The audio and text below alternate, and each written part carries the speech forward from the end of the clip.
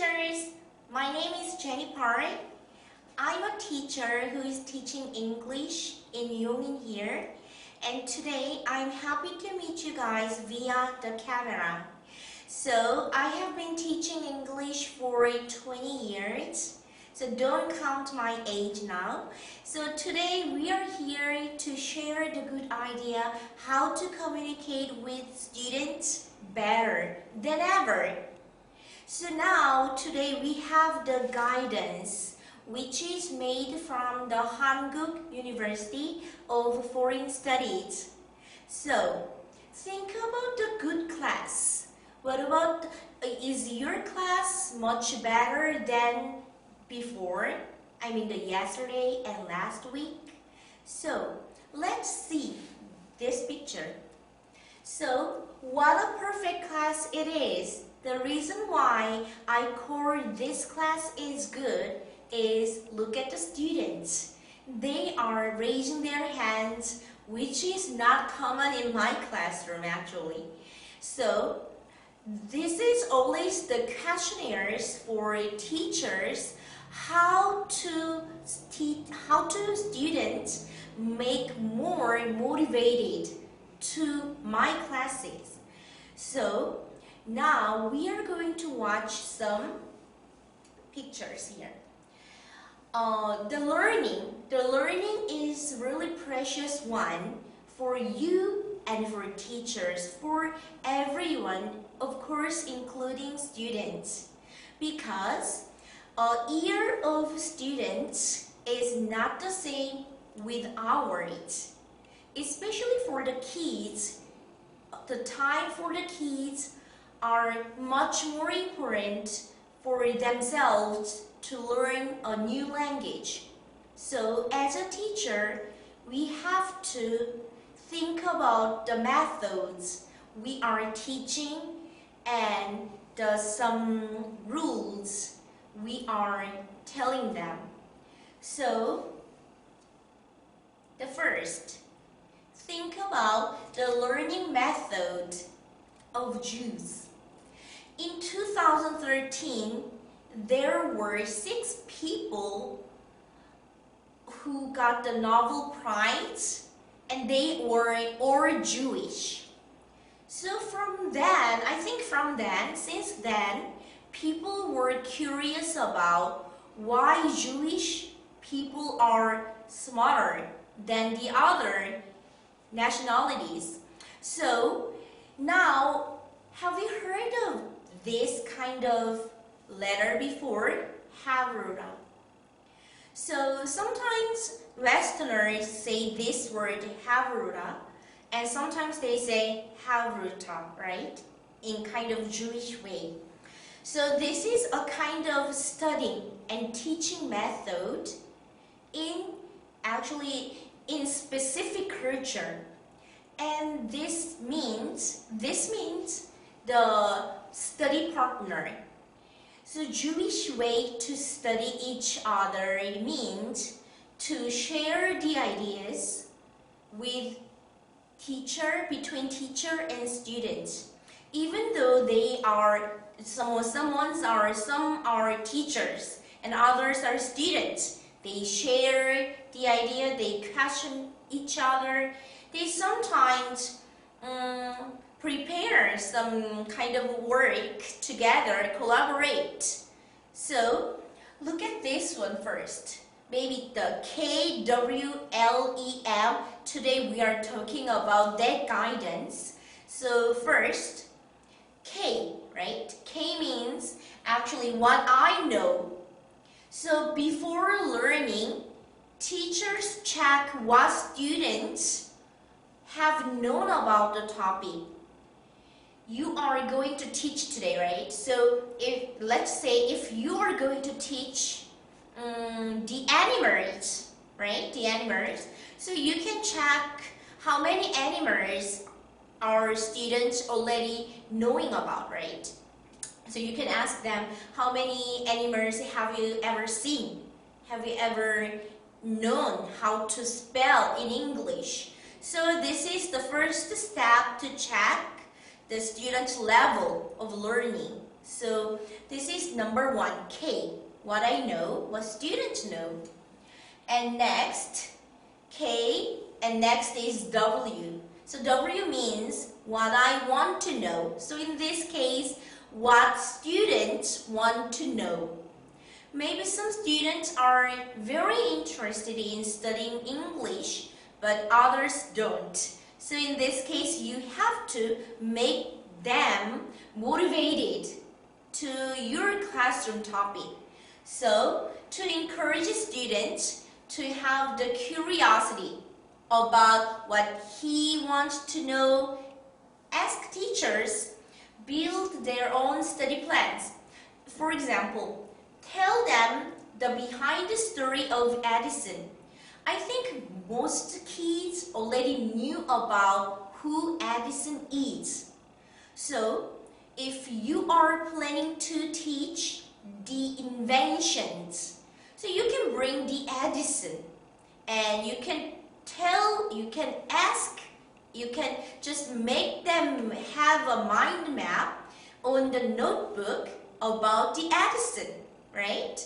So maybe when you guys are talking about the Edison, you can just find out, okay, so today we are going to talk about the inventions in 19th centuries, kind of.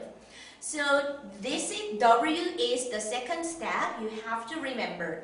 And the third step, L. Actually, I do this one a lot in my classroom. What I have learned, because Korean parents usually check the kids' level at home and they just ask them, what do you know? Right? So the thing I make them remember the story is to make a graphic organizer after finish the class. So after teaching, after learning, let students summarize the content of the story. We can just check if the students really understand or not. And this is very important for kids in Korea here because usually the parents really check and watch this kind of steps at home. And next, E. What I'm able to explain. Actually, as a teacher, I didn't apply these strategies before I got this guidance. But after I got this guidance, I tried in my classroom. And this really works. So I taught them the present continuous tense in grammar session. And I ask them on Wednesday, because this is Monday, Wednesday class. So I make students just come out and do explain what you are still remembering now. So they just explain what the definition of the present continuous tense. So this was a quite good one in classroom. So maybe in the next class, you can just make the student come out and share the idea which he or she has learned before. So this is E. I think explain is very important. And the last one is what I want to know more.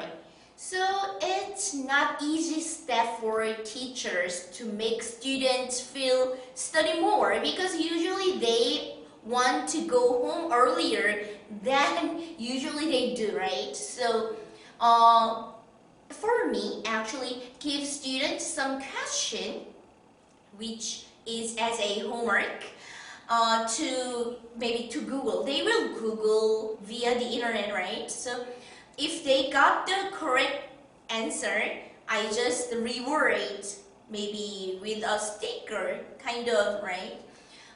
Or ask students what types of questions they have thought since last class. So I just ask the students, so have you found a new question or an interesting question when you study at home? Just shared the questions they are while studying review at home. So we were talking about the strategies we have to remember. But why do we need this kind of strategies? If you were a teacher in the other countries, maybe you've never met this kind of guidance before, right? And today, what is the real problem in the class? In Korea, maybe this is because of the cultural difference, but usually Korean kids are quite shy to speak out in public. So, look at this picture too. This is actually not only about for the kids. If you are a teacher, maybe who is teaching adults or middle schoolers and high schoolers, it's the same. Situation goes the same thing, same way. So once the President Obama actually came to Korea before, and he actually gave the chance for Korean reporters to ask him questions directly, but no one actually raised his hands. This is a kind of the characteristics of Korean people. So even though you teach students very well and very eagerly, right? But they are not confident. They are not confident to raise their hands. So compare this to the classroom in Canada. Actually, here is the classroom in Canada, and while our teacher is explaining, one girl, is it a girl, right? One girl actually raised her hand and she's asking a question, and after listening to her questions, a guy actually is answering to the questions of her, and I was quite surprised to see these scenes on the screen because it's not common at all in Korea here. So for me, I was wondering about how I can make students have more questions and raise their hands in the classroom. So, have you ever heard of the Scott? He is very popular these days. I saw him on TED actually, and a few months later, I saw him in the bookstore. Not directly, I saw his book, and I found out that his comment and his explanation about learning is very similar to the guidance you have, because he thinks learning is just a system, and if you can integrate the right elements into the system, you can learn more effectively. So today we are here because to teach what? Teach students more effectively. Learning is a system, so we have to put the system to the students, but the problem is kids in Korea are very shy about raising hands, blah blah blah. So we have to know about the kids in Korea. So how can we make them more motivated? The most important thing is, it's not working, ultra learning, effective learning, right? So we are going to talk about metacognition cycle. So metacognition is very popular theme in education, actually. So if you just plan the approach before you go into the classroom and apply strategies and reflect, and you maybe have the assessment with the students, and you can just evaluate the students' strength and weakness, right? And then you plan the approach, blah blah, again and again. But sometimes you feel that are my kids really understanding what I taught to them, right? Because Korean students, kids are not confident to ask their questions and to ask what they don't know yet. So metacognition cycle is kind of this. You are a teacher, you teach students, maybe for example the grammar, and you have time to teach students first, and you have to give them time to explain what they are learning. So you have to check what students have learned, what students haven't known about it. So this is kind of metacognition. The reason why we have to think about the metacognition cycle is because it connects to the learning. It makes learning more ultra learning, right? Kind of more effective, much better, right? So metacognition cycle is the one you have to remember till I finish this presentation. So now it's time to talk about the self checklist 100. So when you hear about, oh my gosh, this is 100, right? It's a lot of things, but it's not that complicated one if we share together. So I just distribute and I made a taxonomy. What kind of things can be in class and what kind of things can happen in out of class.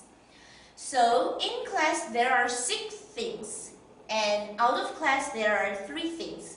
Of course, teachers should be aware of both things. So I'm gonna start first one, pre-class.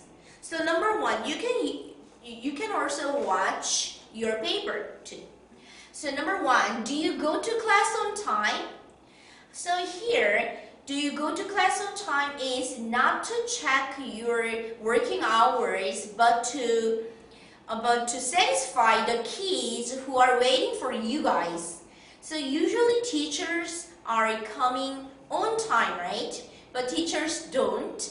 Maybe they are waiting for you. Sometimes they are making a noise, but if you go to the classroom exactly the same time, the regular time, maybe you can satisfy their waiting.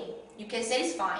So this is important. And number 2, did you check your greetings, attendance, and homework with a cheerful look?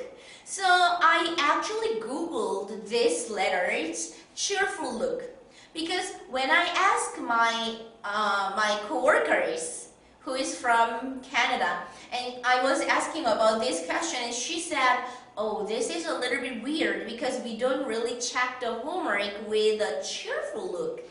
But cheerful look is kind of not really this one, but the one you can smile, right? Because kids are watching your facial expression even when you check the homework. So this is a cheerful look. And next, did you check student homework? I think this is very important, especially the kids, right? Because they do their homework, I think every day or maybe every other day, and they want to get a compliment from you, and maybe you don't check, maybe they are going to be disappointed very much. So please check the student homework very quick time, right? And number 4, do you summarize the essence of the last lesson? So you can make the student record the story you were telling in the last lesson. So this is kind of you can make the students have more curiosity about today's class too. And number 5, are you prepared to meet the activity hours with a timer? So the reason why I put the red color on this phrase is I don't bring my timer, I don't. But I did it after I read this guidance. I did it actually once. And I didn't know how to organize the time before, but when I have my timer, oh, now I can check it's time to wrap up, right? So bring a timer is sometimes it's necessary for teachers to bring a timer, I think. So it's up to your class levels, I think. If you have to warm up, wrap up, so that kind of time, in that case, you have to bring, you should bring a timer, I think.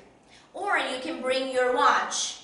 If you check the watch, maybe on the wall of the classroom, it gives the impression to kids that my teacher are not really likely to teach us or wants to go home earlier, right? So bring a timer. And number 6, can we read together maybe?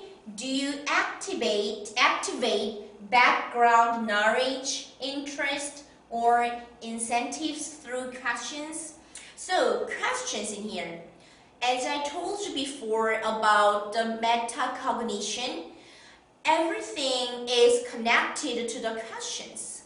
So when you are aware of metacognition cycle, you have to think about the questions. So don't really start the class with your definition of some words or letters. Just ask the kids what is their thinking, right? What is in their mind? You can just ask them. It's kind of warm up time. And next, number 7, can you talk about today's class introduction and your education goals? You don't have to spend a lot of time doing this. You can just put 30 seconds or 1 minute to let the student know about it. And number 8, do you have questions or suggestions to arouse curiosity? For me, I think this is very important because to arouse curiosity, I usually read a newspaper on the internet, and I usually talk about a kind of the present news article with students. For example, we are talking about the sanitizers. And we are talking about the coronavirus. We can just talk about something about the recent news article kind of things. And do you have a natural flow of lessons? So a natural flow is kind of connecting to the next sentence, which is about a timely humor. So it says a natural flow. I think it means everything you are talking about should be connected to the topic you are going to teach that day. So that means a natural flow. And next, number 2 is wrap up. So the reason why we skip the middle part, the while the classroom, is that part is the biggest one. So let's say the easiest and simple one first. Number 10, did you take the time to organize your important content into read aloud?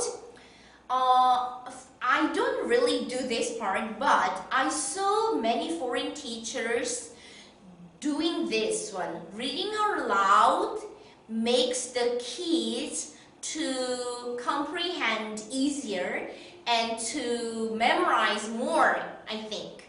So I think you guys are already do this kind of work to wrap up the class. And number 11, did you take the time to identify important lesson points through questions students asked? So it's not actually natural for teachers to leave some time to answer the kids' questionnaires, right? We are very busy people having teaching students every time in every classroom, but today the guidance we are talking about, it focuses on the questionnaires and answers. So please leave the time you can answer the questionnaires from the kids are asking you. And number 12, have you organized your classes by using graphic organizers? I'm going to show you what kind of graphic organizer I used. Do you summarize the lessons you taught in 1 minute? So summarize in 1 minute. It's not a big one, but I usually forgot this part. But my coworker actually, she did it and it really works. So I want to recommend you to have a 1 minute summarize time. I think this is very good for kids too. So the one I used my graphic organizer is this one. So I just borrowed the format of the book Butterfly, and it has a plot, setting, problem, solution. Of course, it was a fiction, right? Not non-fiction, and title. So I actually asked the students to fill out, right? And while they were writing down, they may remember and record what they have learned. So I think using graphic organizer is a good method for wrapping up the classroom. And next, number 14, did you mention the contents of the class in order to arouse curiosity? So I actually told you that curiosity is very important. And how can teachers make curiosities every classrooms? So for me, I think the new released movie is a good topic too. So as a teacher, you have to read a lot of things, kind of news article, and you have to check the new movie release date, right? But that really works. Students are really care about the movie date, kind of Avengers. They are just waiting for when the movie is going to release. They are. So you have to find out a topic students are interested in your classroom, right? And number 15, do you help students feel that class is going to finish up? So the reason why you have to do this method in your classroom is maybe it's the same one that you have to give the students time to answer or question, right? Maybe ask you the question or answer your question, right? Do you accurately communicate your request, kind of homework, exam preparation to your students? I think this is really important because even though we gave the homework to students, they sometimes don't understand what teachers are saying, right? So we have to double check that if the kids really understand what I gave them as a homework or assessment for the next week. We have to check. And next, do you finish class on time? Okay, this one really, right. As a teacher, I tried to finish class on time, but this is really hard for us to finish on time in every classroom. It depends on the levels of the classroom. So if you think, this class has more questions than the other class, you have to finish a little bit earlier than the other classroom, because you also have to give the students the time to ask questions to you guys. And next, Number 18, do you respond to the needs of the student after the class? Right? So, as I told you before, 5 minutes earlier, before we finish, maybe that is the time the kids feel confident to ask you, because they think it's the time to ask the questions to teachers. So please distribute the time, the questionnaire times depends on the classroom levels. And number 19, do you suddenly bring new knowledge to the finish? So this is actually not good, right? Because a new one at the end of the classroom, maybe not really no kids, but few kids are interested in the new knowledge, right? So the finish time, the wrap-up time is for really wrapping up the topic you are teaching. So no new knowledge. And number 20, do you end your class with an inspirational quote or a request? So I think this is important. That's why I brought this one. Martin, right? So he says, life's most persistent and urgent question is, what are you doing for others? So this is a very popular saying, but I think if, for example, I usually teach grammar, so I make an example of the grammar. So if I taught students present continuous tense, so okay everyone, I'm going to show you a picture, or I'm going to tell you saying that, what are you doing for others? So from Martin, right? So this is kind of to make them more participated in the classroom. Maybe even though I finish up my class, they would think about my comments maybe at home, and they can deliver this sentence to their parents. So maybe parents think, oh, their kids really study, right? So now we were talking about the 2 steps, kind of pre-class and wrap-up. And next, classroom management, right? This is number 21. Are you considering the level of cognition and emotion according to the student's age level? So actually, usually in Korea, we divide the classroom according to the student's age. So sometimes the levels are not fair in some classes, but all kids in your classroom are actually watching your face and watching your body movement. So are you considering the level of cognition? So you have to check the specific their cognition level according to their understanding level. Maybe it's hard for us to check everyone's level, but it's also exciting to make them improve, right? So cognition and emotion level, right? You have to check. So how can we check their cognition level? That's easy.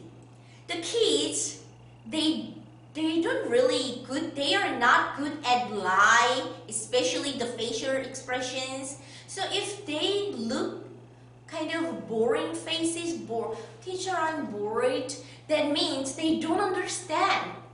So sometimes they are leaning on the desk, that means they feel this lesson is quite difficult for them. And sometimes they don't really speak out well. That means they don't know how to read well. So if you listen to their voice, maybe you can guess how much they are understanding your lesson, right? So number 22. Are you conscious about my self-learning? We were talking about it, right? So maybe if you have time, please read it few times, right? So, and then maybe you are going to memorize it, not really memorize it, and you are going to, if you have time to prepare, maybe according to this KWLEM, your class, and if you apply it to your classroom, maybe you will remember better. And number 23 are motivation devices to promote learning arranged in a diverse and effective way. So actually the motivation, so the kids come to the classroom not only from their motivation but also because of their parents, right? So the motivation device is actually divided, can be divided in two ways, kind of internal motivation and external motivation, right? So we cannot really make the internal motivation bigger and bigger, but you can make external motivation bigger, kind of a reward. You can give them a sticker if you do well. So kids usually are really they stuck with the stickers they got. So you can just make some motivation devices while teaching. And number 24, do you use polite words basically during class? I asked my foreign coworkers, and she told me that in America, actually, the students are they are polite, super polite here. She said more than in Korea here. So usually kids in America, they also use the polite words and the sentences in the classroom, of course with the teachers, right? So you as a teacher, you and students both have to think about the polite ways of communicating. And number 25, do you have any timely humor related to the class?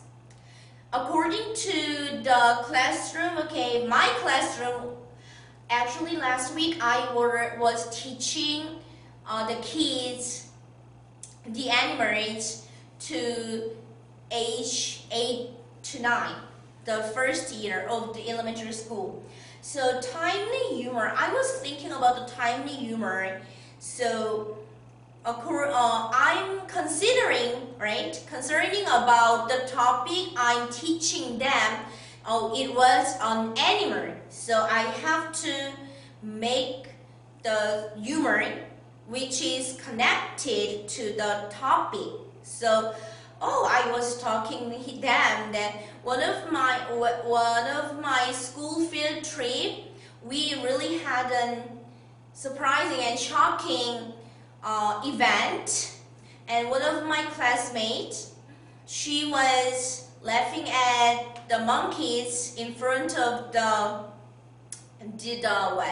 monkey space, and one of the monkey really threw the poo to her. So they really smiled and they really laughing. So we can just make them feel happier or funnier, and then we have to go back to the topic we are teaching. So I think timely humor is about the topic we are teaching that day. So number 26, do you adequately, explain what is missing in the textbook? So I thought this only adapts for the higher level, right? So if you think, this is not in the textbook, but it's good for children, good for kids to know about it. So you can just put extra information in that case. Do you allow students to use language functions, kind of 4 skills? So what are 4 skills in language function is listening, speaking, reading, writing. So do you allow students to use all language skills in the classroom? So we say input is listening. So the output should be speaking. So when you say some sentences in English and then they listen to yours and they have to speak out, right? Speak out the sentences. And reading, you input the reading part. After they were reading the passage, they have to write about their opinion about or the summarize. So there are 4 language skills you have to remember. And do you like to take advantage of the primacy and recency effect? So primacy and recency effect is quite popular in the Western too. So this means people are likely to remember the content at the beginning and at the end. We cannot really compare which one is much better, but compared to the middle, right, the most of the classroom parts, kids are likely to remember the one you are talking at the first and you are talking at the end. So why don't you teach the students the same one or same specific sentence at the first and at the end? So maybe they are easily, right, to record. They think easily, they can record easily, right? So you have to remember a primacy effect and recency effect. I usually use the recency effect. Even though I didn't use the primacy effect at the beginning of my class, I do use the recency effect because kids sometimes they only remember what I was telling them at the end of the classroom. And number 29, do you mix bottom up and top down classes appropriately? So this one is a bottom up. I will show you the picture here. So if you are teaching the living cells, kind of this is earth, right? Kind of biochemistry, kind of that class. So living cells. So living cells is what you are going to teach, and you are talking about, oh, there is a genome reduction and there is this kind of steps and blah blah blah. So this is top down, right? Top down way to teach them. But if you teach them kind of molecular, kind of cells, you know about it. So you are teaching them with a small and the first steps. That means bottom up steps to teach them. So let's say you are talking about the house. So you are going to tell them there are a lot of houses in the world. There are apartments, there are maybe pensions, right? And there are houses, and there are buildings, you can say it like that. And how many buildings in this your village, and we can talk about it. That's top down. But when you talk about the Lotte Tower building, and we are talking about other tall buildings, and we talk about the apartments and the other things together, and now we are going to talk about the architects. So this is bottom up, right? So can you mix up? So I don't really think which one is good or which one is not good. It's not about that. So this is the matter of what kind of strategies you are using effectively to your classrooms. So when you teach students, you have to think about what kind of methods are good for this topic this week. And next, number 30, don't you use unnecessary interjection? Alright. So sometimes teachers use this one, right? How I can say, right? And right. So this actually gives the impression to kids that teacher doesn't know well, right? So in this case, you have to say, okay, if you don't think right away, you can ask the students, what's your opinion about blah blah blah, right? And do you use the appropriate classroom English to maximize the effect of the learning? So classroom, right? Classroom English kind of, right. What kind of classroom English? Right. But maybe you can use. Okay, let's check our homework and let's say blah blah blah, and you can ask them to explain what they have learned in the last session. So maybe you use the specific classroom English in every classroom. Maybe kids are likely to remember the sentence you are talking to. And next, okay, everyone. Number 32, right? So do you use a think aloud method to model self-directed learning?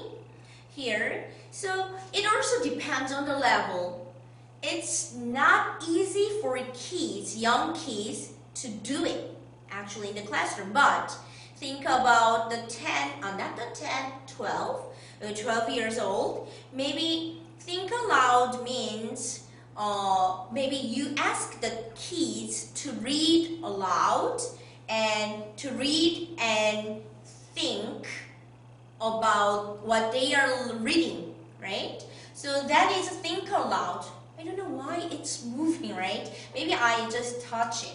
Sorry about it. So think aloud method is useful for every kid to understand the topic for that specific date. So ask the kids to read aloud and maybe translate, not to translate into Korean, but maybe what's your opinion about this topic, and you can ask their opinion. That is think aloud. And next, they should have appropriate conversation and presentation opportunities through speak aloud during the class. So speak aloud is not screaming or yelling, right? So this is quite participating in the classroom. So you ask the students to participate in your classroom actively, right? Not passively. That is next, number 33. And number 34, do you give an explanation to learners with a variety of figurative techniques such as metaphors and similes? So this is not actually teachers do in the classroom, including me, but this is a good example. So when you are teaching the grammar or speaking or writing anything, maybe you are very good at using this kind of expressions, right? So simile, maybe when you use a simile, you have to use like, as, right? So this is an example. On her first day of school, Jane was as cool as a cucumber, right? So maybe students are curious about, teacher, why we say cucumber? Oh, you can explain why it is, and as cool as. So what you can teach the students not only in the grammar way, but also in arousing their curiosity, right? And metaphor, just make the students have more questionnaires. That means they are interested in your classroom. So in metaphor, that is, not don't use the like and as, but Noah has a heart of a lion. So maybe the kids are going to ask you, teacher, what is a heart of a lion, right? So if you use figurative language more than before, maybe that is going to arouse their curiosity, and maybe they will ask you the questions. And number 35, do you encourage learners to apply what they have learned to their lives? So actually I did it. I asked the student to send the text messages using the present continuous sentence in English for a week after I teach them the grammar part. So I think this is good because usually the kids are not using the grammatical way or the expression they have learned in the academy at home. They are not. So you ask them to use the expression they have learned in the academy at home. Maybe the parents also will be happy about it. And number 36. Are there active interactions between a teacher and a student and among students? So active, right? Teachers should be active in the classroom, and we usually do, right? But the students, they are not active in the classroom. So it's very important for us to make them more active than the other classroom.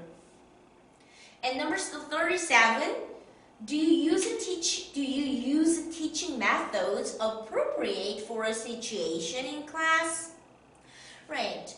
We cannot just pick one method for each class. We can mix up together, and we can sometimes blend our own strategies for good teaching. And number 38, this is very important. Do you try to associate new knowledge with existing knowledge and experience? So kids are afraid of learning the new one. Actually, they are.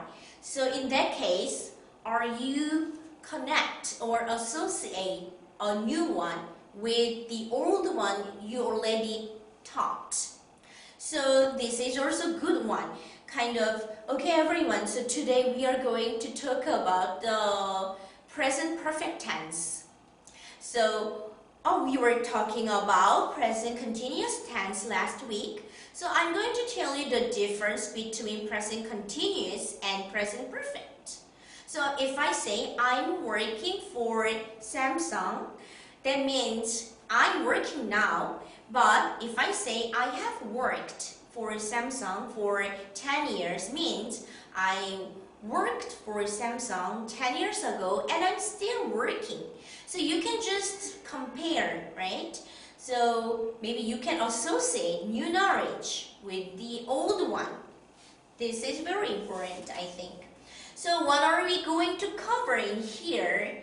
Means there are a lot of teaching methods. So according to 37, I told you before, teachers have to use many methods according to the level of the students, right? Of course, we have to, but sometimes we don't know what kind of methods are there. So today I brought it, the grammar translation method. This is very old and long, but I still love it. We can't say which is good and which is not good, we can't, but you can mix up, you can just, sometimes you can do this one and sometimes you can do next. So maybe the audiolingual method, which was popular in Korea actually a few years ago, but this is not popular anymore, I think. So the silent way, there is a way, silent way, and maybe total physical response, right? TPR, we usually say, right? So we use physical activity in our classroom. It is good for the young kids, but not for the higher levels. So you, as a teacher, you just watch these kind of methods. Oh, I think this one will be effective for my classrooms. You can just keep it and apply it, right? And maybe there are grammar translation, direct method, audiolingual method, blah blah, right? And actually you can use this kind of way, right? So, for example, if we say silent way, right? Silent way. So this is develop inner criteria for correctness by becoming aware of how the TL works. So maybe for the writing class, right? For the writing class, you can just give the mission them be an editor, right? Be an editor. So on that day, they just don't really make a sound. They are reading inside, right? They don't read aloud and read, and they just correct their mistakes, right?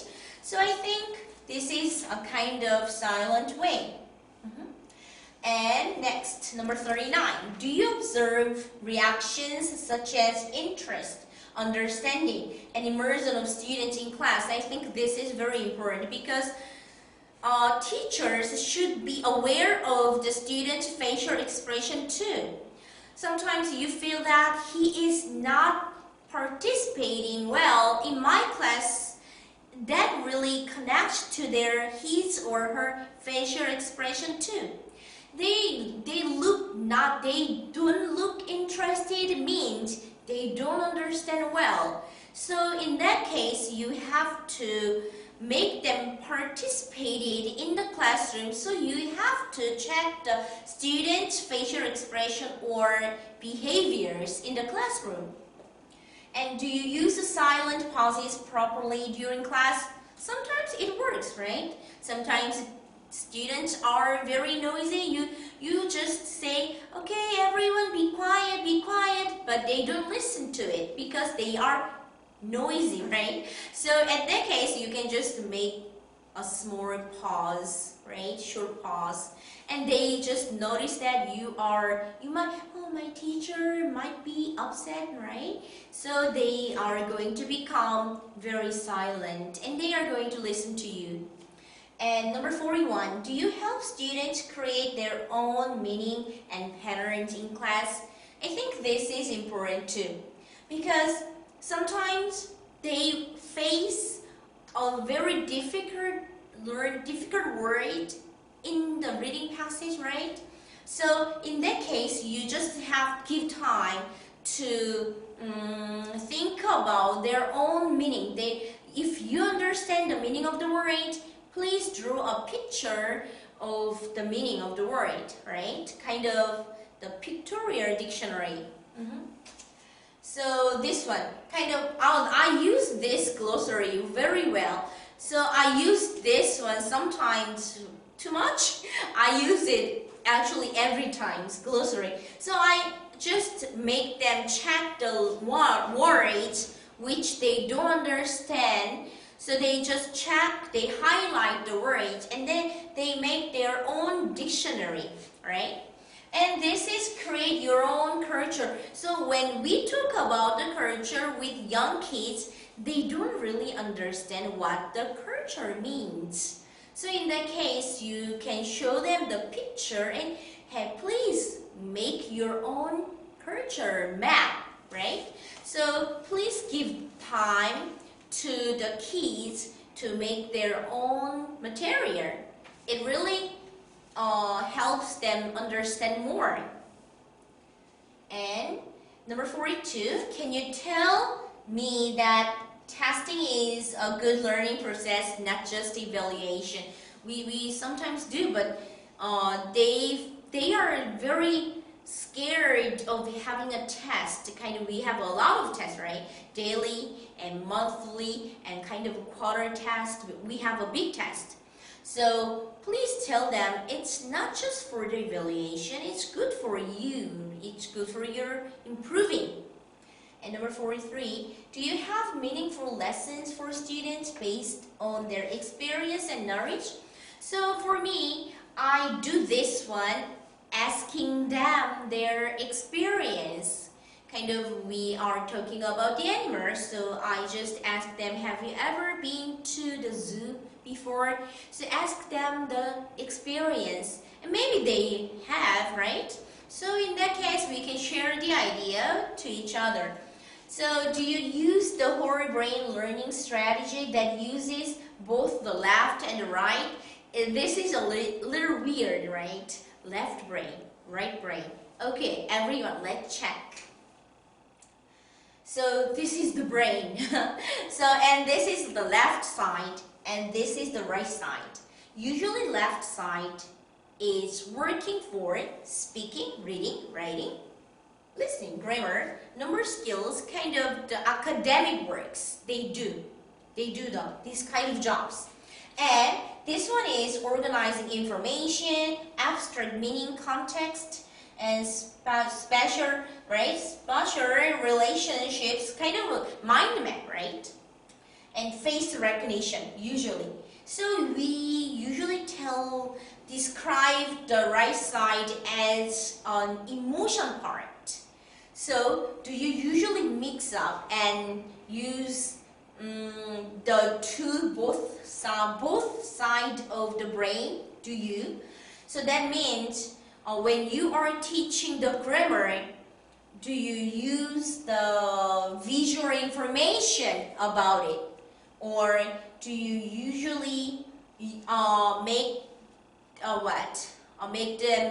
them imagine the sentence they make in specific grammar way? So please use both sides of the brain. Means we are not concentrated on teaching academic skills, but also we have to teach about the feelings and emotions, because it's a language and it's a communication. So we also have to teach the right way to learn the language. So you have to recognize what kind of parts I am using, usually in my classroom. This is good one, right? And number 45, pictorial dictionary, which I use. Do you use elaborated demonstration strategies to have a long memory for explanation? So elaborated demonstration strategies. So how can I just make elaborated demonstration strategies? So that means maybe you make some, you want kids to memorize some specific words. In order, you just use the initial of the word, and you can make the song or the rhythm, right? So have you ever thought of this kind of elaborated demonstration strategies? That is a good one to record easier, right? And simpler. And do you explain to students to draw images in their heads? Which I do, right? So when I say, when I just explain about the animal, and I just explain where they live and how they work and what they eat, and they just draw a picture sometimes, right? For younger kids, actually. And number 47, do you use physical activity to explain or practice in class? This is also depends on the level, right? And next, do you explain in accordance with the characteristics of fiction and non-fiction? So this is very important part in here. So teachers are teaching the students via the passage of non-fiction sometimes and fiction sometimes. We have to ask the questions to students differently. Depends on which passage we are teaching today. So, okay, what's the difference between fiction and non-fiction first? As you guys already know, fiction is not real. This is a kind of made-up story. So, this is a story talk. We are reading this one to enjoy. And maybe we can just read in order, right? Because the author already wrote it about. And illustration, maybe there are good illustrations, and usually they have beginning, middle, end, and characters setting, and there should be problem So maybe the main character is going to be into the problem, right? And he's going to make a solution by himself. That is a good story, we usually say. And non-fiction is kind of informational text, which is reader. And this is fact talk. And this is read to learn. So now you are teaching the students the information they need to have a good career or to have a good score, right? And maybe there are index, glossary, bold words, right? Bold words, and true information and directions, everything. So after we read this one, what do we have to do as a teacher? So in the fiction, maybe questions in fiction should be different. The ones in non-fiction. So number one, in setting. Okay, so what does the story take place? And maybe we can talk about, oh teacher, we talk about the Snow White. So we can talk about, oh, it takes place in the castle. And number two, internal response and goal. So what does he or what does the queen decide to do? And number three, attempts and outcomes. What did he do about blah, blah, blah, right? So you can just ask the kids what content is inside the fiction. And problems and resolution. Actually, this is the most important part in the fiction. What is his problem? What is her problem? Usually, the main characters are into problems. And reaction. How did he feel about the problem? You can ask the questions to the two kids. And questions in non-fiction is more complicated. So number one, you can divide two parts. Number one is internal connection and next one is external connection. Number one, what caused rusting? So we were reading about some chemistry part and we saw the words rusting and you already explained about the definition of the rusting. So everyone, so what caused rusting? You can check the information they were reading. They already knew about it, right? They have to answer according to the passage. Number two, what are some effects of rusting? Maybe this is also in the text. Under what condition does rusting take place faster? Why? So these kind of questionnaires are to check their understanding levels for the passage. And external connection, what kinds of things rust in your house, right?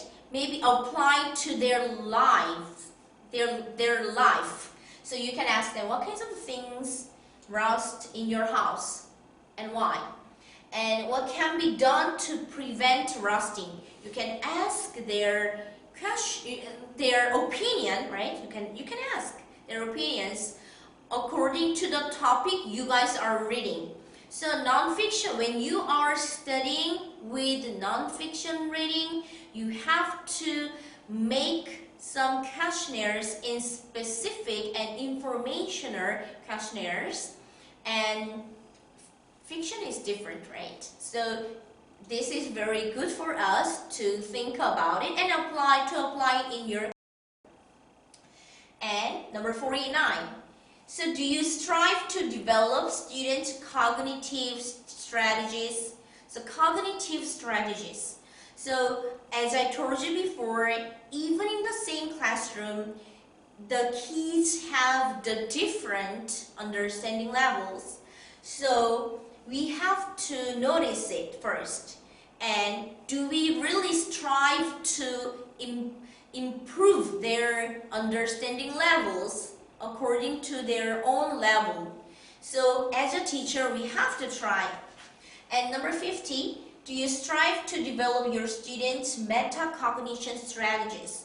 So metacognition strategies is let them let them explain what they have learned. That is number 1.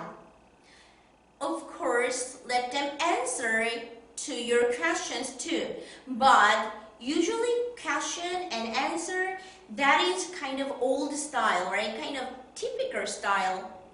I'm not meaning this is not good, but I don't mean that this is not good, but metacognition style is very popular term in these days in Korea here. So metacognition strategy is learning and explaining. Learning and explaining. If you are not good at explaining or you don't explain, that means you don't understand. So number 51, do you repeatedly explain important, complicated, and difficult content? I do this one. When I teach them which is difficult, I usually repeat the same explanations, or I paraphrase my own words or sentences a few times. So keys are keys, right? You have to repeat the important part. And 52, aren't you afraid of noise during class? Teachers don't usually, right? We are not afraid of it, but sometimes they are very too excited. Kids are too excited. We cannot control them well. You can use the short pause, right? We were talking about. Just don't say anything. Maybe they will notice that how you feel now. So I think that's a good one. And next, number 53. This is very important part. Asking questionnaires.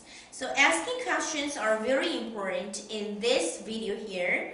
So 53, from 53 to 70 something, you have to remember, because it is very important part in teaching students in Korea, because they don't know how to answer well, and of course they don't know how to ask us well. So 53, do you create an atmosphere where students can ask questions freely? So I was thinking about the atmosphere I made in my classroom. I think the atmosphere in my classroom is not really comfortable for them to ask questions because I usually talk too much. So I think it's time for kids to explain and say something. You can just give time or a chance to ask them as to tell their voice, right? Speak out their voice. Speak out, right? And do you give students time to answer questions? Yes, we do usually, right? Do you know how to ask questions effectively? So I thought effectively words. So effectively means, I think this is very important. So for me, I usually ask them why. Why do you think like that way? Why do you think he is a problem in the classroom? So according to the passage, right? So when I use the questions, I think I use why questionnaires a lot. And do you know how to ask questions effectively? I think sometimes I know, like why, right? Do you encourage students who do not answer well to respond? This is the most difficult part for me. So I chose this part. For younger kids, I gave them reward sticker. So they really they were happy to get the sticker. They were. So I think I did it for the young kids. But middle schoolers, they are not interested in having a sticker, blue sticker or pink sticker. They are not. So this is the most difficult part for me. But for me, I do this way. Even though they are not good at answering the questions, I gave time to repeating my sentence.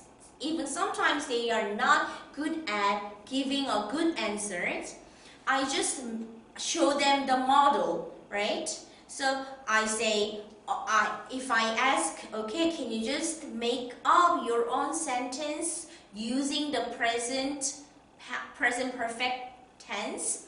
They say, oh, I don't know, I don't understand the tense today, right? So at that time, so I just teach them, okay, follow me. I have learned English for 10 years. I have met my best friend since I was in elementary school. I have PP. So have a plus past participle. That really makes the present perfect sentence. So I just gave them the model sentence. So I think this is a good one too. And next, 57, do you answer questions for all students? This is very important because kids are always curious about the others too, right? So please ask them fairly, answer them fairly too. So you have to ask everyone, you have to answer to everyone too. And number 58, do you evaluate and compliment your own courage of asking questions? Yes, it's very good and very important one. If they ask questions, we say, good job, you really have a good questions. I think you are a great student in today, right? We have to evaluate and compliment because it can be a motivation for kids to ask us later. And number 59, do you use questions based on the 5W1H, who, when, where, why, how, what, right? These kind of things in class. Do you actively respond to student responses? So this is actually connected to the student facial expression, I think. Because student responses are slow and not coming right away. That means they are not concentrated on your classroom. So you have to check it every time, right? So here. Do you use convergent and divergent and procedure questions appropriately? So when I asked to my coworkers, I think she was laughing because she didn't thought about the types of questions she used. But after we were talking about, oh, this is this is convergent, this is divergent, and she say, oh, this is useful. So convergent means closed questions, not offering many options. So converges on a single narrow list of best answer. So you can just give them multiple choice kind of thing. Divergent, if you are Snow White, what did you do when you met a queen again, right? So this is a open-ended questions. You can just get as many answers as they can. So having many responses permits the exploration of the diverse perspective. I think this really encourages the student to join in my class. So we have to mix up the convergent questions and divergent questions, right? So we have to. Procedure question is, according to 5W1H, so there is a process. We have to make a resolution, so we have to reach the appropriate solutions. We have to think about procedure questionnaires. And types of questions here. So open questions, closed questions, we were talking about convergent, divergent, convergent, and specific questions. This is not in your guidance, but we usually say how much. It's a kind of information they have to watch in the text, right? And probing questions, there might be a variety of questions. So you can mix up according to your passage you are teaching that day. So do you focus on key questions that express your learning goals in the form of questions? So we were talking about the timely humor before, right? So timely humor and key question. I thought about this.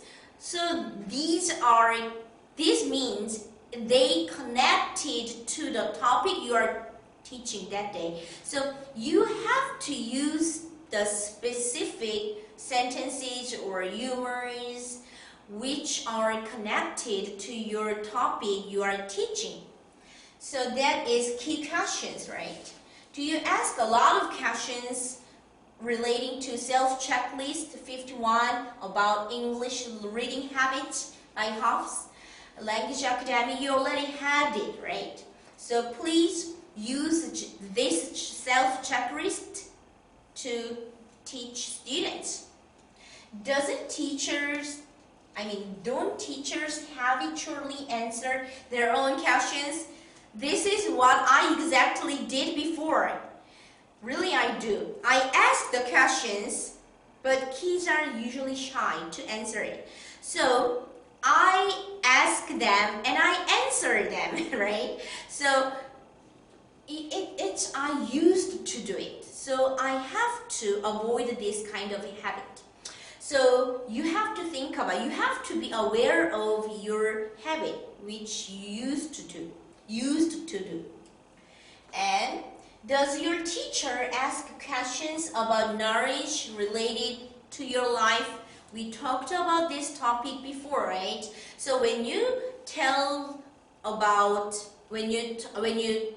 teach the kids, you have to bring their own experience to the topic because they are not good at having a new knowledge, especially in English. It's not their native language, right? Their mother tongue is not.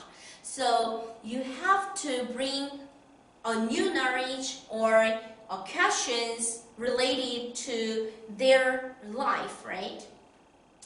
So next, is there any countermeasure for students who ask a lot of unnecessary questions? So if there is a kid who has a lot of questions, most of which are unnecessary, we are in trouble too, right? Because we have to teach the others, but we also have to avoid that kind of unnecessary questions, right? So in that case, we have to notice that the students are asking us unnecessary questions because he or she doesn't understand the topic. In that case, you have to explain what your topic is again. But even though he or she is understanding well about the topic we are teaching, but he just gives us unnecessary questions, maybe at that time you have to give another good questions to stop the unnecessary questions. So I thought about this one. Usually young kids are doing this because they don't understand, actually. But actually the older, right, the middle schoolers, they are not really doing this one. They are not, because they want to avoid the question time. So in this time, you can use the method of teaching the students in terms of Havruta. You can be a partner of the students. You are a study partner, not a teacher. Of course, you are a teacher because you are giving them a new knowledge, but not just giving them everything, every information just in front of them. Sometimes asking them, sometimes giving them time to speak out their opinions. You can just use a lot of strategies. And are you aware of their current stage of 6-step question? So this is quite new to me. And I think for you, this is new one. So what is a 6-step question? So I summarize it. So 6-step question means, number 1, to remember. This is the first one and this is the lowest. Kind of check the remember. Do they remember what I have taught? So who gave a point? So about the Snow White again. So after reading the Snow White passage, right, you can just ask them. You can check, right? You can check they remember or not. So who gave a poisoned apple to Snow White?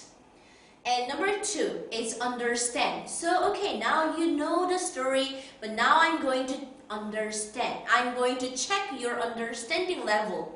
So what is the plot? Usually we are asking the student the plot of the Snow White. So it's a kind of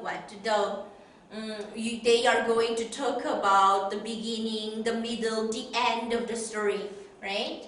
And apply. So I love this part, apply part. If you were a Snow White, if you were a main character, what did you do?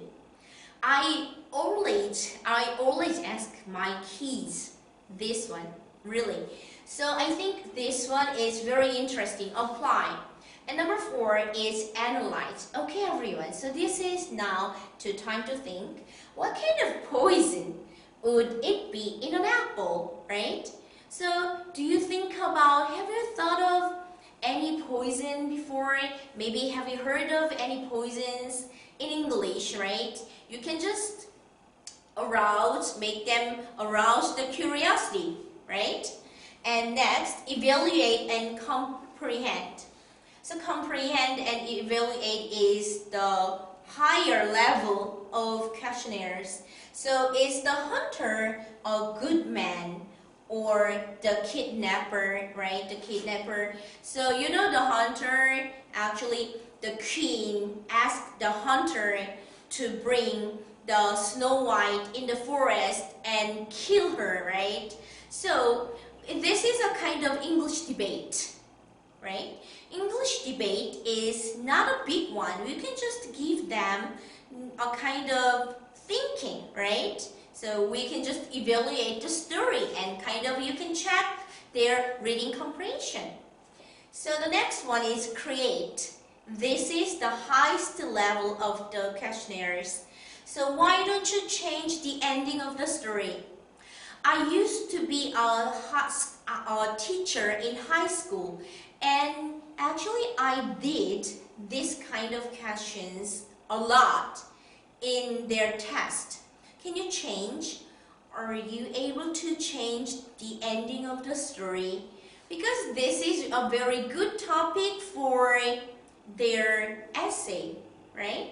So you have to think about 6-step questions. I think this is very useful for teachers to teach kids, right?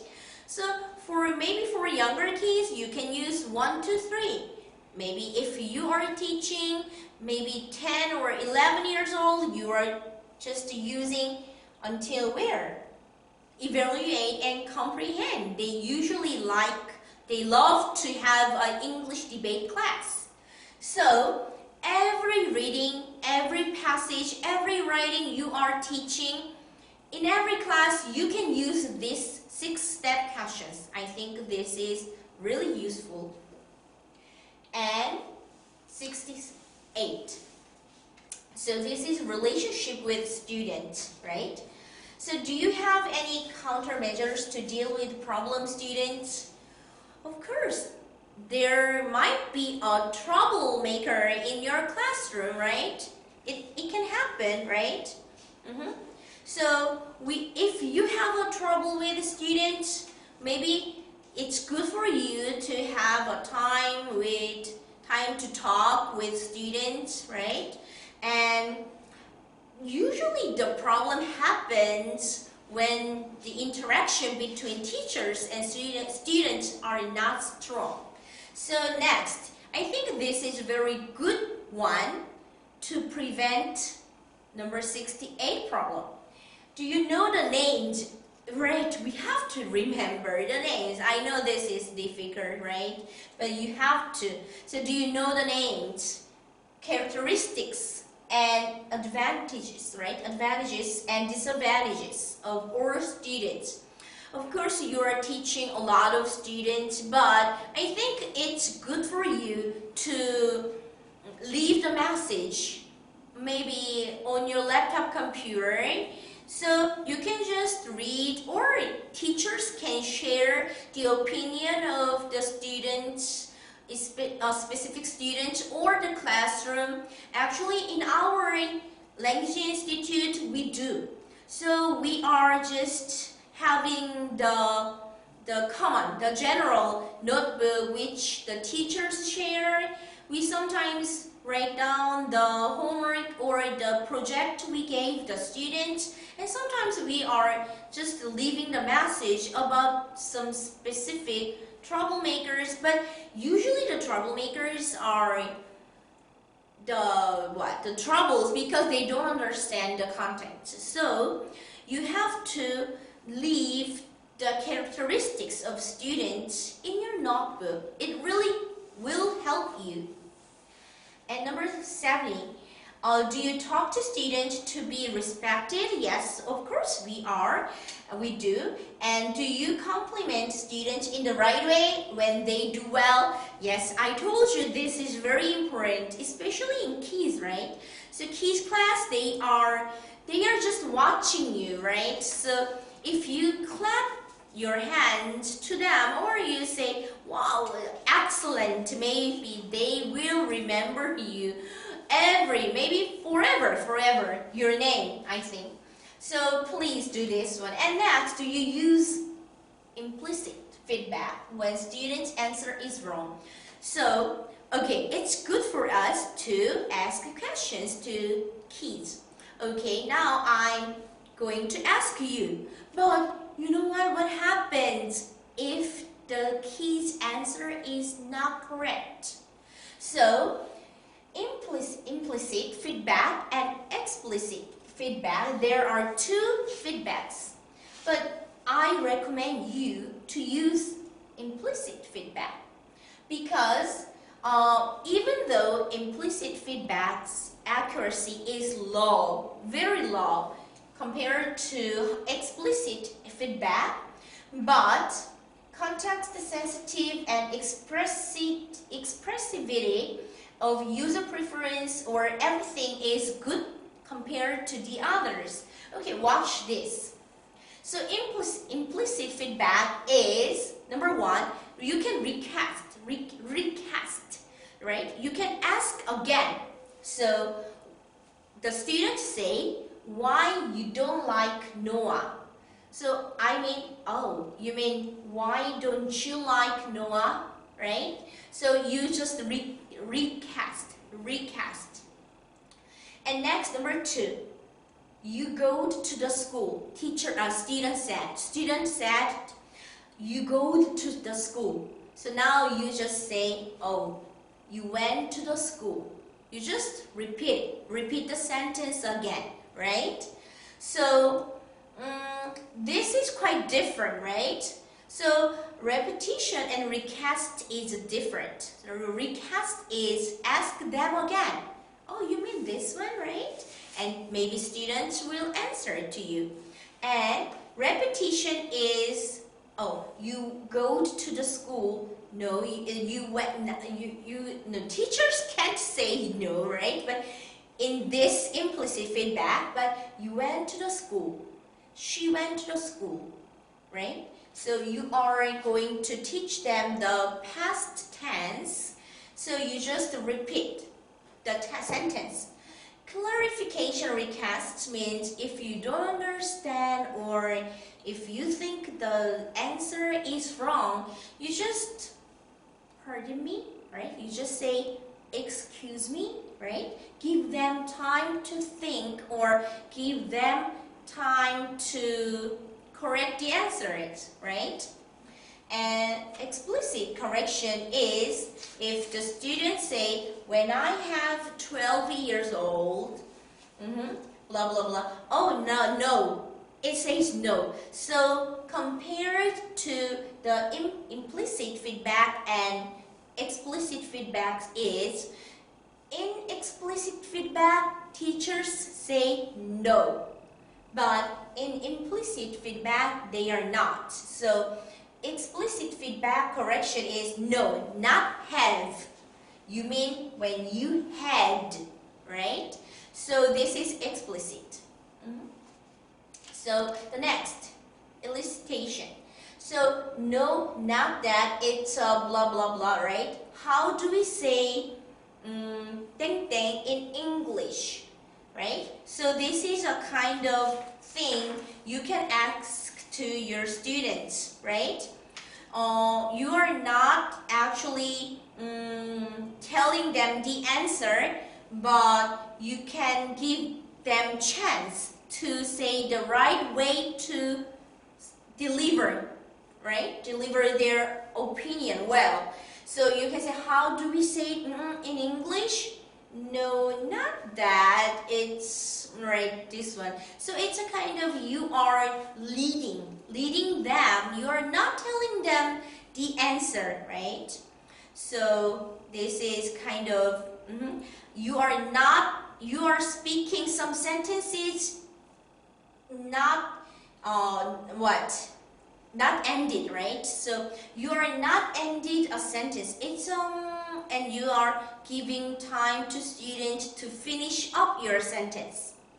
And next, meta-linguistic feedback. Usually it connects to the grammar correction. So I am here since January. If the students say like this, you can say, oh, I have been here since January, because if you use since, that is about the present perfect tense, right? So you are not really telling them what is the method of the present perfect tense and what's the importance of blah blah blah, but it's not really telling them the whole information of the present perfect. You are just teaching them the correct grammar expression, right? This is meta-linguistic feedback.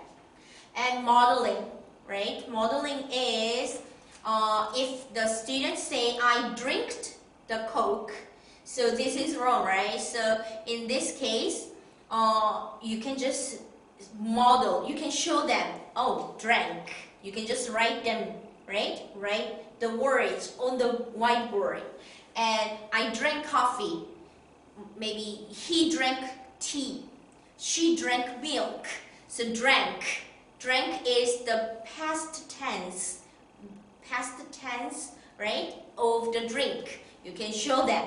So there are a lot of feedbacks, but I think implicit feedbacks are very useful in the classroom because we are not hurting their feeling, right? We are not hurting their feeling. We are not making their feeling bad. We are just giving them directions, not just giving them the direct answer. So this is also good for us to teach the students. And number 73, do you treat students fairly, right? This is very important, and we do, of course, right, fairly. So in here, fairly means you ask questions the same, not the same. You ask questions to all students, right? You just give them compliments to all kids. So kids are actually watching you, only watching you in the classroom, I told you, right? So please do give the compliments fairly, right, to all kids. Are you considering the individual needs of your students? We are not actually considering about the individual needs, right? because usually they are in the same level, in the same classroom, but sometimes one student are much better than others, right? The others. And in that case, you can just give them the same opportunities, even though their levels are different. So in that case, maybe it's okay to give them to the questions like the others, but it's not good for you to give to the questions to only one or two students who are much better than the others, right? So, do you respect student intentions such as suggestions, right, during class? We usually do, I think, right? Did you ignore the student? No. Actually, we didn't. Did you ignore the student or tell them off? But I thought about these questions for a moment. I think ignore means not really ignore, but it is about this really happens in my classroom. One of my kids is asking me the question, right? I was answering to him, and while answering, the other student was asking me the other questions. But even though I heard about it, I forgot to answer her after I finished the questions here, because I only thought about my topics, what I'm going to teach the students. So in that case, she was thinking about that she might be ignored. I think she was thinking that she was ignored. She was ignored by me.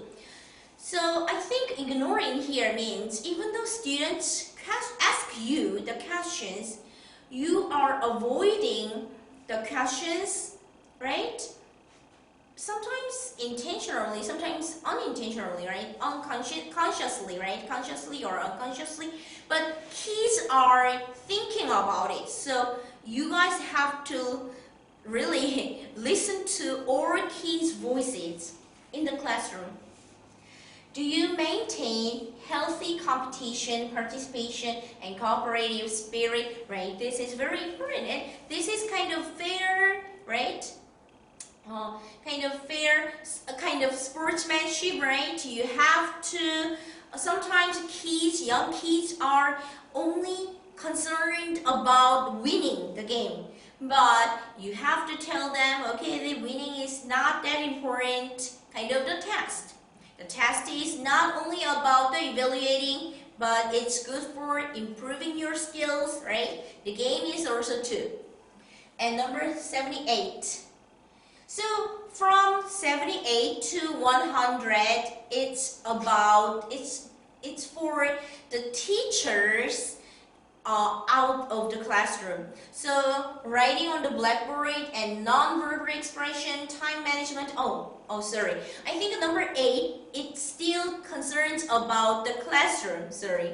So do you make it for students attractive to organize the first class? I think first class is very important because usually parents ask the kids, how was your class in academy, right? Sometimes they really ask them. So how can we make the classroom more attractive? So I think for young kids, maybe you can use the graphic cards, right? And some interesting words and hangman games, right? And in the first class. But for the older, right? Kind of middle schoolers, I think usually middle schoolers are interested in the recent new topics, kind of news articles about. You can just bring about the topic they knew already. So it's very important for teachers to remember that we have to connect the new knowledge with the old experience the students have. So this is very important in here too. And 79, do you use a variety of audio-visual materials to attract students' interest? Yes, this is important for kids, especially kids, right? And do you write while looking at the students? I think this is very difficult because I do this way, right? But maybe you do the same class in some classes you do teach the same textbook. In some classes you can do, right? Because you already memorize it. But teachers don't, right? We are not teaching the same textbook to the students, so we can't remember every part. But I think, why don't you just check, right? Check your students are following you. Because sometimes you just write down on the blackboard for 5 minutes, just write like this way. Sometimes they are not following you, they are talking each other. You just are giving the students kind of playing each other. So just write down and just check they are following you. It's good for you. And number 81, can students at the end look at the character on the blackboard easily? Yes, we have to check this one. If the students are frowning of their eyes, frowning, you can check their, right, they are watch me easily, right? We have to check.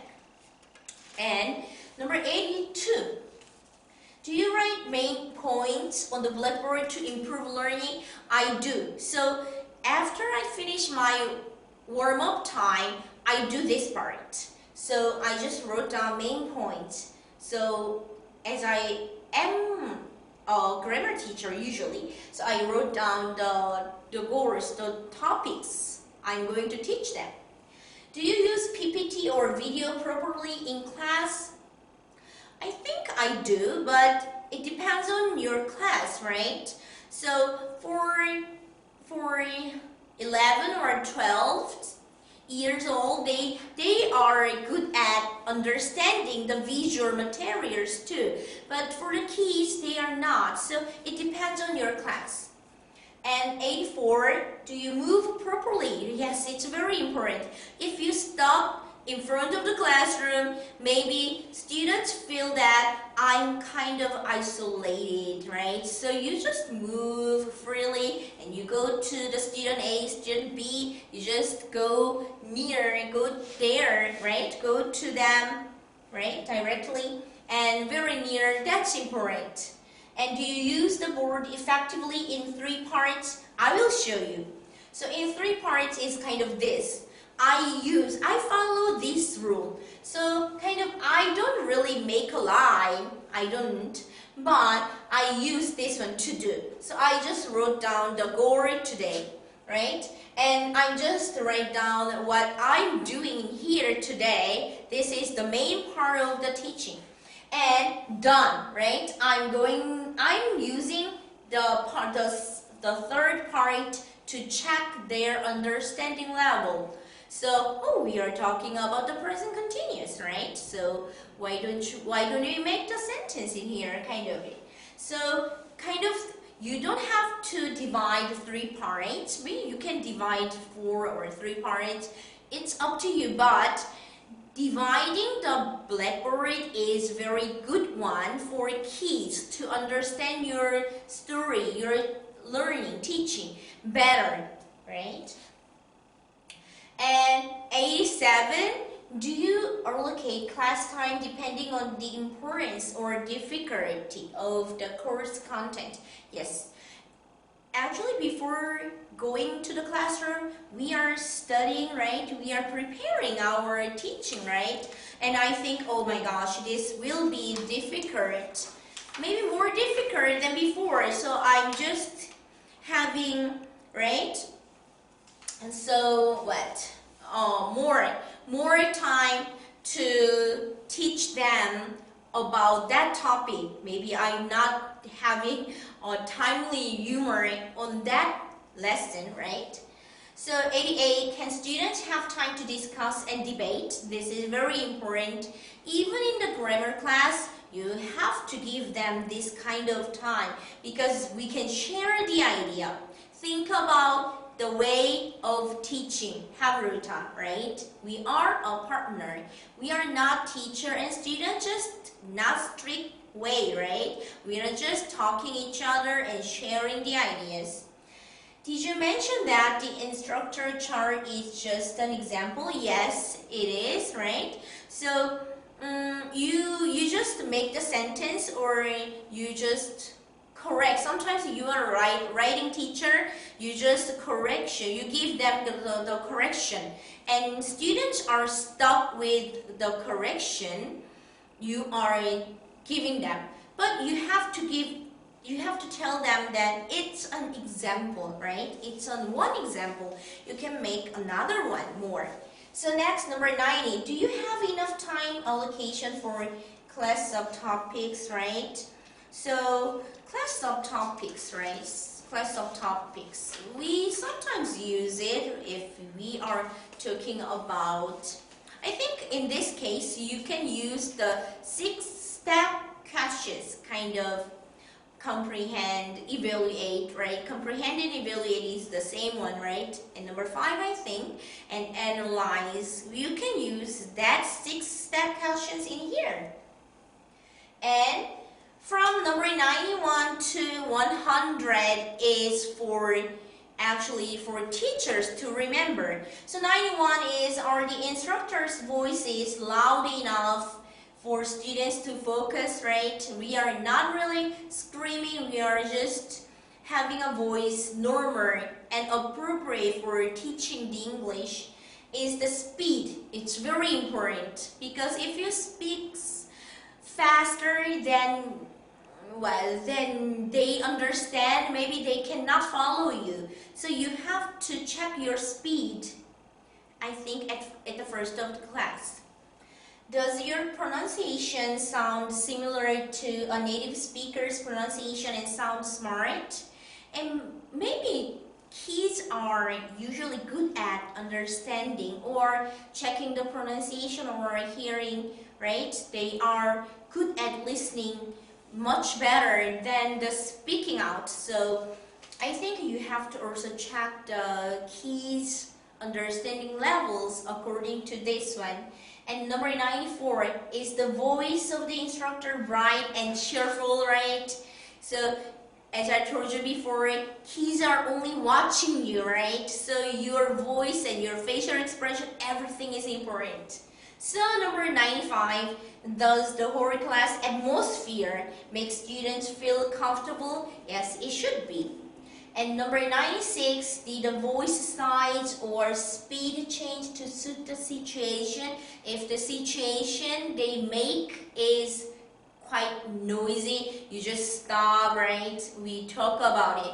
So you can just control your voice according to the situation. Number 97, do you feel enthusiasm and authenticity in your class? Yes, as a teacher we do, right? Does your class make students feel confident? Yes. Having them feeling confident is the most important thing, the most important, I think. How can we make the students feel confident? We have to think about it very many times because even though they know how to speak English, they are very shy, right, to speak out in the public. So please let them ask questions even in your class. Please, this is very important. Do you care about non-verbal expressions such as hand movements, right? So the body language or the culture is different between your culture and here in Korea, right? So you also have to concern about your non-verbal languages. And are you dressed or wearing makeup to focus on class, right? We are considering about this, right? Because we are a teacher. So teacher are what? The one who are standing in front of the student. So we should be ready for our showtime.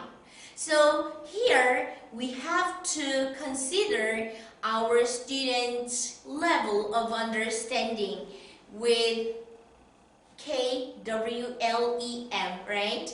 So I think this 100 checklist is good for everyone. I hope you enjoyed this self-checklist. Thank you.